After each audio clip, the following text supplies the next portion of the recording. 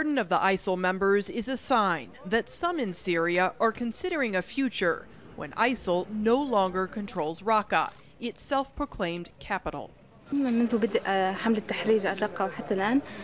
of respect for our own principles and in keeping with our statute, which is to pardon and grant mercy whenever we can towards our people in Raqqa and in Syria.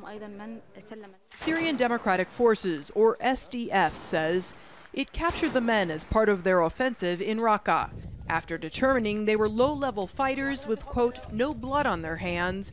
They were handed to the Raqqa Civil Council. It's expected to govern the city when it falls. The men were driven to the council's headquarters and lined up, where they listened to speeches and were given sweets. About 6 months ago, I joined. They were very harsh against the people. They wouldn't give anyone a chance to work outside their own sphere. There was a lot of psychological pressure.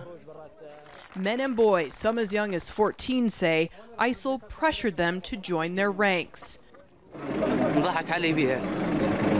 They fooled me. There was betrayal and theft, and we finally saw ISIL's reality.